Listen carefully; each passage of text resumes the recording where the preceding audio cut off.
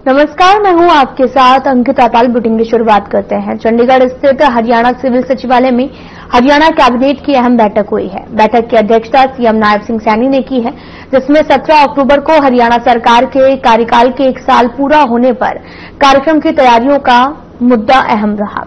17 अक्टूबर को हरियाणा सरकार के 1 साल के कार्यकाल पर सोनीपत में कार्यक्रम आयोजित किया जा रहा है, जिसमें पीएम मोदी शामिल होंगे।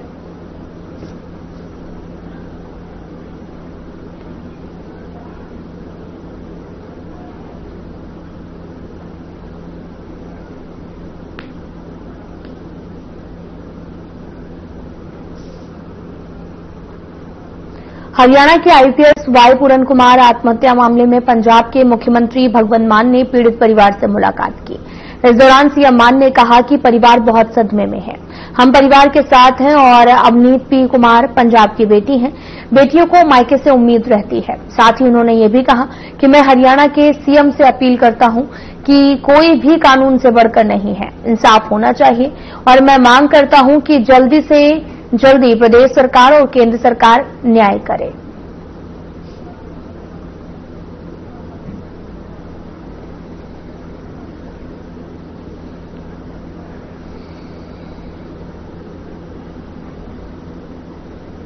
क्योंकि माँ बाप ने बहुत गरीबी से उठ के अपने बच्चों को पढ़ाया, यूपीएससी क्लियर करवाया, आईपीएस बनाया और उसके बाद इस लेवल पे पहुंचकर और ऐसा दुख अचानक मिल जाए तो हम सब समाज में रहने वाले हमें पता है कि उस दुख को किस शब्दों में बयान नहीं किया जा सकता।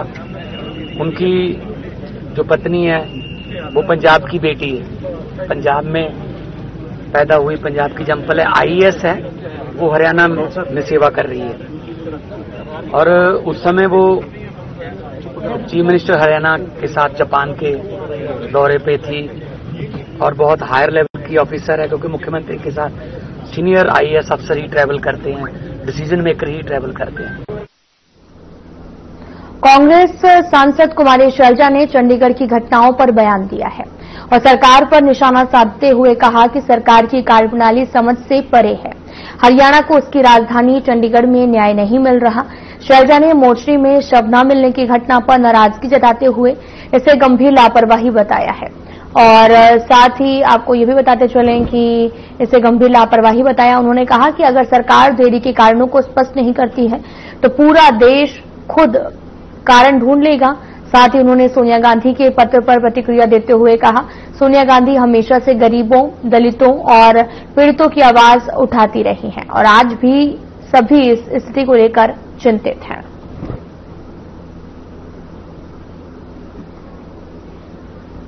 देश को, समाज को, सब चाहिए, सबकी नजरें टिकी हुई हैं कि आज एक ऐसा माहौल बन गया है। एक अफसर, इस लेवल का अफसर जो कि लोगों को न्याय देता है, आज क्या कारण हुआ कि उसकी ऐसी स्थिति बनी कि उसने खुद अपनी जान ली।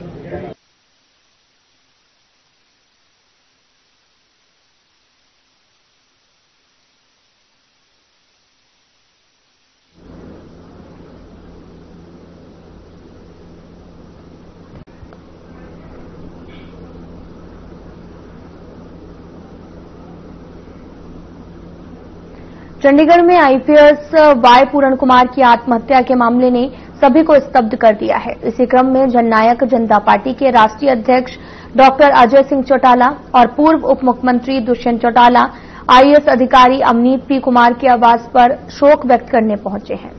दोनों नेताओं ने अवनीत पी कुमार और उनके परिजनों से मुलाकात कर संवेदना प्रकट की है। इस दुखद घटना को लेकर चौटाला परिवार ने गहरा दुख जताया है और परिवार को इस कठिन समय में संबल देने की बात कही है।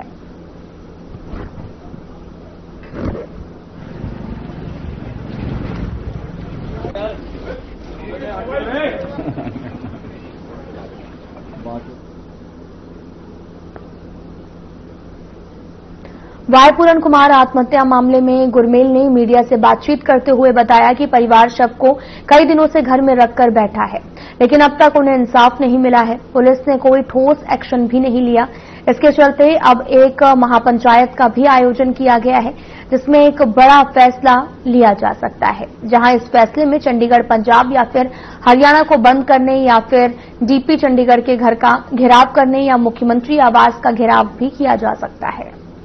इस देश की सरकारों की और इस देश की व्यवस्था की असंवेदनहीनता देखिए। एक एडीजीपी रैंक का आईपीएस अधिकारी जो जातीय मानसिकता से प्रताड़ित होकर के आत्महत्या कर लेता है और उसके न्याय के लिए आज तक भी जो है उसका परिवार जो है उसके शव को रखे बैठा है। इससे शर्मनाक बात और क्या होगी इस देश में।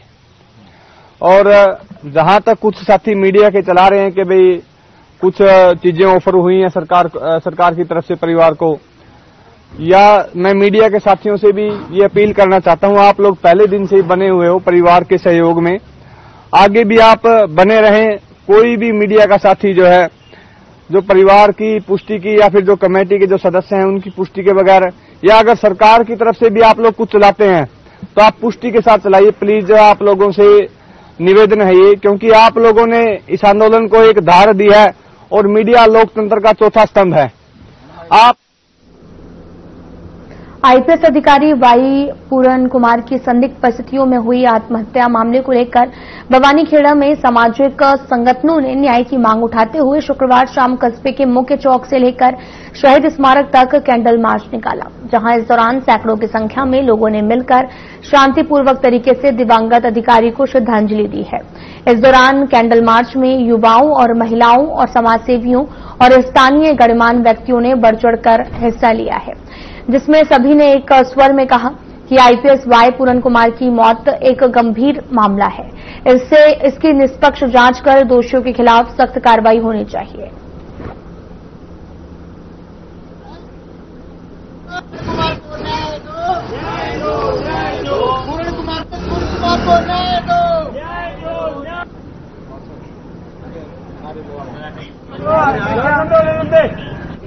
हत्या जो उन्होंने आत्महत्या की है, ये प्रजातंत्र के ऊपर एक बहुत बड़ा प्रहार है। आज इस आत्महत्या करने से जो विवश हो गए थे इतने, जो एक आला अधिकारियों द्वारा एक आला अधिकारी को प्रताड़ित किया गया कि जातिगत राजनीति मानसिकता की वजह से इन्होंने सुसाइड किया, जो मानसिकता के जो लोग शिकार थे इनके ऊपर प्रहार किया। और आज हम इस मामले को लेकर के जो आत्महत्या उन्होंने की है, रोष है। कस्बा बवानीखेड़ा में हमने कैंडल मार्च निकाला है विभिन्न सामाजिक संगठनों द्वारा, और हम ये चाहते हैं कि जो एफआईआर लॉन्च हुई है जिसमें जो कमियां हैं वो सारी कमी पूरी हो। कल हमने राष्ट्रपति को और राज्यपाल को ज्ञापन दिया था विभिन्न सामाजिक संगठनों के द्वारा, और आज हमारी न्याय पूर्ण कुमार को न्याय मिले। और यही मामला नहीं, इसके अलावा जो सुप्रीम कोर्ट का मामला था, जो सुप्रीम कोर्ट के जज मुख्य न्यायाधीश, उस मामले में भी एक जाति ऐसा नजर आती है जूता पकड़ने की, उससे भी आहत है। और ये कैंडल मार्च हमने पूर्ण कुमार के लिए निकाला है, उसको न्याय मिलना चाहिए। हरियाणा के अंदर जो है आज से नहीं बहुत साल हो गए लगातार जो है, जब से बीजेपी सरकार आई है या सरकार जो भी आई है, इसमें लगातार जो है गरीबों को तो न्याय पहले मिलता ही नहीं था, लेकिन आज एक इतने बड़े अधिकारी ने जो है सुसाइड किया और उन्होंने सुसाइड नोट में अत्याचारों के नाम भी लिखे कि इनके दबाव में, इनके प्रेशर में या उनके खिलाफ जो है मैंने जो है करना उनकी मजबूरी रही। लेकिन आज तक उनके खिलाफ एफआईआर दर्ज भी नहीं हुई, और उन्हीं के संज्ञान में उन्हीं को जो है न्याय दिलाने के लिए हमने बवानीखेड़ा के अंदर जो है कैंडल मार्च निकाला। और हमारा उद्देश्य यही था, शांतिपूर्वक कैंडल मार्च निकाला कि यही है कि गरीब से लेकर ऊपर तक के तबके को जो है न्याय मिलना चाहिए।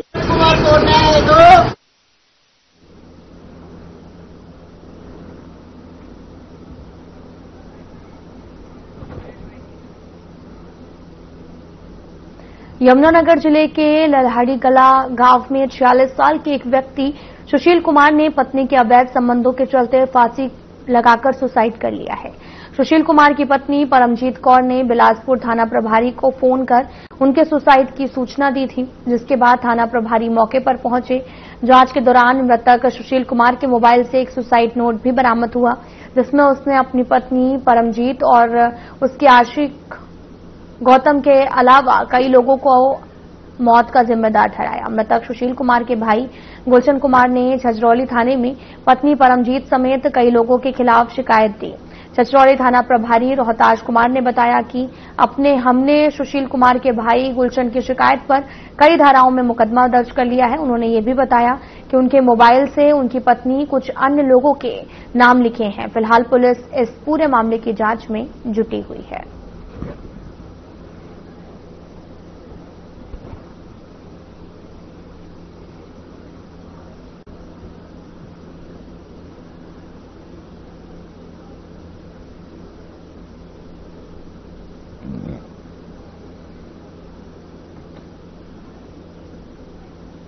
मैं 8 बजे फोन आया जी, 7:45 बजे। हमने कहा मैं बिलासपुर तय सच्चो बोल रहा और सुशील के क्या लगा जी आपका? मैं कहा जी मैं आपके घर वाली हूँ। कहा इस तरह घर को फांसी ले रखी। कहा मैं सोचा, मैंने झिड़क दिया। मैं क्या आप तो कौन बोल रही जी? मैं मजाक कर रहे कोई। दूसरी बार फिर फोन करे उसने, कहा जी मैं सच्चो बोल रहा, अरे ना फांसी ले रखी जी, लटका खड़ा का यहाँ पता नहीं क्या कहूँ। हाँ जी, बस किसी आदमी के लिए बात कराओ। मैं कहा जी मैं किससे कराओ जब बात यहाँ कोई किसी से भी कराओ, आदमी ने भेजोगा यहाँ। बस इतनी बात हुई जी, बाकी कोई बात नहीं। आज सुबह हमें सूचना प्राप्त हुई थी कि गांव खानूवाड़ा में सोमनदी के किनारे किसी व्यक्ति ने, सुशील कुमार नाम का व्यक्ति है, गांव ललाड़ी कला का, उसने पेड़ से अपने परमिया बांधकर उसमें फांसी ली हुई है। तो जिस सूचना पर हम मौके पर पहुंचे थे और अभी इस संबंध में जो मृतक सुशील कुमार है उसका जो बड़ा भाई है गुलशन, उसने पुलिस को बयान दिया है कि जो सुशील कुमार की पत्नी है परमजीत कौर, उससे तंग आकर, सुशील मेरा छोटा भाई है और जो शुरू से ही गड्डी चलावा, मतलब अपना ठीक ठाक खुश था अपनी जिंदगी से। जब की मतलब शादी है, पति पत्नी है इन्हें, तो इन माँ काफी दिन थे, मतलब 2-4 साल थे चल रही थी अनबन। जो या इसकी घर वाली यानी हमारी वो किसी लड़के के साथ, जो गौतम है, परसोत्तम है, जो कंवरपाल का लड़का है, उसके साथ उसके नाजायज संबंध थे। तो उसकी वजह से दोनों मियां बीबी में तकरार रह रहा थी, झगड़ा था। और वो उससे सारी बार कह रही थी तब मर जा, तब मरे क्यों नहीं है, क्योंकि उसे प्रोत्साहित करेगा थी।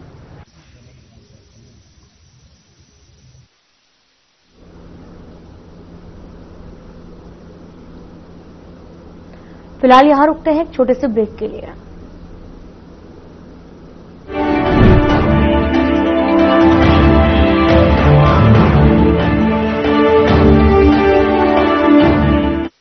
क्या रंग खिला, क्या रूप सजा, मैं ही नहीं दुनिया ने कहा।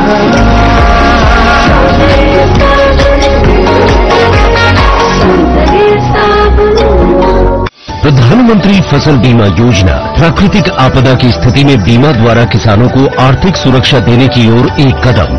बढ़ता है विश्वास जब मिलती है सहूलियत। मेरी पॉलिसी मेरे हाथ। हमने फसल बीमा योजना को अधिक प्रभावी बनाया, उसके दायरे में ज्यादा किसानों को लाए। मेरा नाम सुनील है, हरियाणा डिस्ट्रिक्ट से बिलोंग करता हूँ। मेरे पास 12 एकड़ जमीन है। अब की बार मैं टोटल नुकसान मानता हूँ मौसम परिवर्तन का, यानी कीटों के कारण लगभग 50% नुकसान हुआ है। ये फसल बीमा स्कीम बहुत ही बढ़िया स्कीम है। पिछली बार किसानों की 100% कॉटन खत्म हो गई थी, तो कंपनियों ने बीमा दिया है, किसानों को कुछ न कुछ भरपाई हो गई। मैं तो चाहता हूँ हर किसान को बीमा करवाना चाहिए। मेरी पॉलिसी मेरे हाथ अभियान के तहत बीमा कंपनियां पहुंचा रही हैं आपकी फसल बीमा पॉलिसी आपके द्वार। अपनी फसल बीमा पॉलिसी की जानकारी लेने के लिए गांव में आयोजित शिविर या फसल बीमा पाठशाला में जरूर आए। फसल बीमा से संबंधित जानकारी के लिए हेल्पलाइन नंबर 14447 पर कॉल करें। फसल बीमा कराओ, सुरक्षा कवच पाओ। क्या आप दुबले पतले कमजोर हैं, आपकी सेहत नहीं बनती, भूख कम लगती है, वजन नहीं बढ़ता? दरअसल मेन बात खाना पीना नहीं है, मेन बात है खाया पिया लगना। और अगर खाया पिया लगेगा ही नहीं तो आपकी सेहत बनेगी कैसे? इसलिए हमारी संस्था सन्यासी आयुर्वेदा ने एक ऐसी दवा का निर्माण किया है जो कि आपके लिवर, आपके पाचन तंत्र को दुरुस्त करने का काम करती है, ताकि आप जो भी खाएं उसका पूरे का पूरा निचोड़ आपके शरीर को लगे, आपकी भूख बढ़े, खाया पिया सही से लगे, नया खून बने, हड्डियों में जान आए, वजन बढ़े और आप मोटे तगड़े खूबसूरत पर्सनैलिटी के मालिक बन जाए। सिर्फ 699 रुपए की पूरे 1 महीने की दवा होती है और आप इसे घर बैठे 011 45 45 45 45 पर फोन करके दवा मंगवा सकते हैं।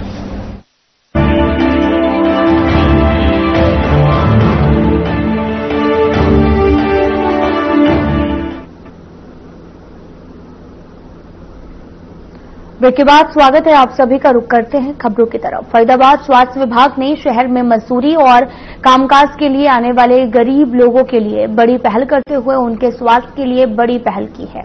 सिविल सर्जन ने बताया कि जहां पर माइग्रेट लोग रह रहे हैं, जिनके पास अपने मकान नहीं है, या जो लोग झुग्गी या फिर टेंट लगाकर रह रहे हैं, उन सभी जगह जो भी गर्भवती महिला होगी उनको वहीं पर जाकर स्वास्थ्य विभाग के कर्मचारी उनका परीक्षण करेंगे और उनके स्वास्थ्य लाभ भी देंगे।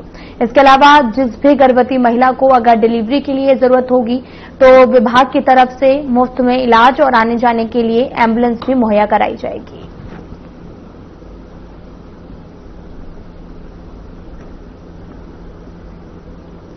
गर्भवती महिलाओं को मुफ्त में इलाज मिलने की बात जो है वो कही जा रही है। दरअसल मजदूर गर्भवती महिलाओं के लिए एक पहल की शुरुआत की गई है। जिला नागरिक अस्पताल की तरफ से स्वास्थ्य विभाग की टीम घर घर जाकर जांच करेगी और आपको तस्वीरें भी दिखा रहे हैं जहां पर गर्भवती महिलाओं को अब मुफ्त इलाज भी दिया जाएगा और खुद स्वास्थ्य विभाग की टीम घर घर जाकर गर्भवती महिलाओं की जांच करेगी और मुफ्त में इलाज मिलेगा।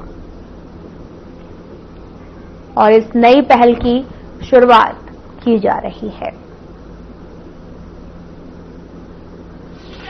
हालांकि देखिए, जो मार्जिनलाइज पॉपुलेशन है, अंत्योदय परिवार हैं या वो गर्भवती महिलाएं हैं जो प्रेगनेंसी के टाइम पे हाई रिस्क में रहती हैं, अनीमिया की केसेस हैं या पहले से कोई इस तरह का डिसऑर्डर जो पहले से एग्जिस्ट कर रहे हैं, हार्ट की प्रॉब्लम है, ब्लड प्रेशर ज्यादा बढ़ा हुआ है, डायबिटीज है, जिसके बारे में मरीज को या मरीज के परिजन को मालूम नहीं होता है, उसके लिए हमने इंस्ट्रक्शन जारी करी है कि सभी लोग अपने आसपास में जो गर्भवती महिला है उसकी सूचना डायल 112 पे दें और डायल 112 से जो टेकअप किया जाएगा वो हमारी आशा वर्कर, आंगनवाड़ी वर्कर के थ्रू ये केसेस को टेकअप करेंगे और जिन लोगों को परेशानियां ज्यादा हैं या जिन लोगों को चेकअप करवाना है उन गर्भवती महिलाओं का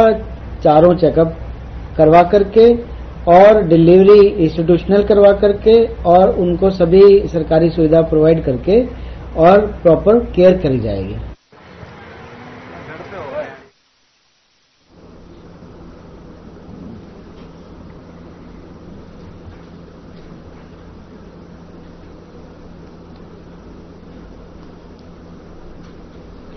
तो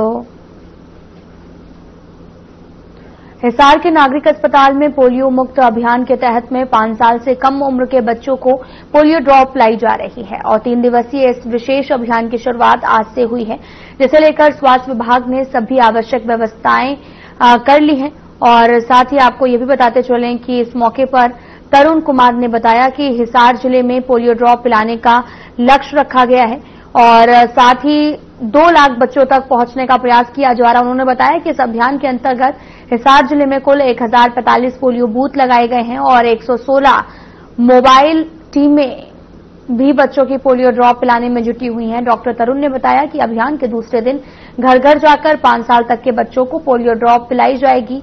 जिस घर में पोलियो ड्रॉप पिलाई जाएगी उस घर के गेट पर एक मार्क किया जाएगा ताकि कोई लोग इससे ना छूटे।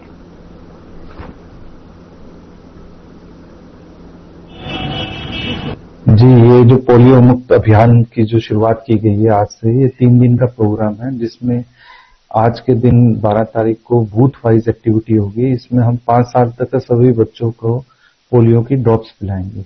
इस हमारे जिले में लगभग 2 लाख का टारगेट है, बच्चों को दवाई पिलाने का लक्ष्य रखा गया है।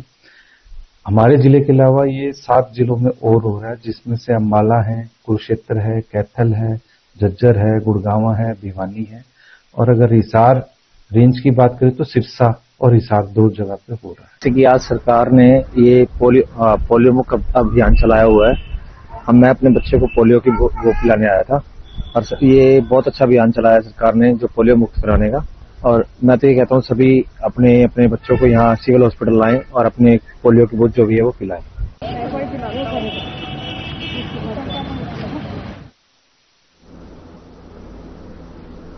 रेवाड़ी से करवा चौथ की रात एक दिल दहला देने वाली घटना सामने आई। एक व्यक्ति ने शराब के नशे में अपनी पत्नी पर तरपीन छिड़ककर आग लगा दी है। घटना के बाद उसने खुद को भी आग के हवाले कर दिया है। अपनी मां को बचाने आई बेटी भी आग में झुलस गई है और बेटी को रेवाड़ी के ट्रॉमा सेंटर में उपचार के लिए भेजा गया, लेकिन पति और पत्नी को गंभीर हालत को देखते हुए रोहतक पीजीआई रेफर कर दिया गया है। और साथ ही आपको यह भी बताते चले कि यह वारदात तब हुई जब 38 साल की अनीता अपने पति मनोज का चांद निकलने के बाद में घर पर इंतजार कर रही थी। वहीं इस पूरे मामले में रामपुरा थाना प्रभारी संजय ने कहा कि कल देर रात उन्हें सूचना मिली थी, जिसके बाद मौके पर पुलिस टीम के साथ पहुंचे। मौके से एफएसएल की टीम ने भी साक्ष्य जुटा लिए हैं और पति पत्नी की गंभीर हालत को देखते हुए रोहतक पीजीआई भेजा गया है और उनके बयान दर्ज होने अभी बाकी हैं। बाकी आगे की कार्रवाई की जा रही है। 11 तारीख की रात को शाम को ईआरपी से सूचना मिली कि अनीता पत्नी मनोज व उसकी लड़की व मनोज पुत्र प्रभुदयाल उम्र 45 साल ने जो शराब खाती है, जिसने कारपीन के तेल से अपनी पत्नी व अपनी लड़की व उसके बाद खुद को आग लगा दी। जो रुक्का प्राप्त हुआ है हमें अभी यहाँ से, जिसको पीजीआई रोहतक रेफर कर दिया है और उसकी अभी डाइंग डिक्लेरेशन की कार्रवाई चल रही है।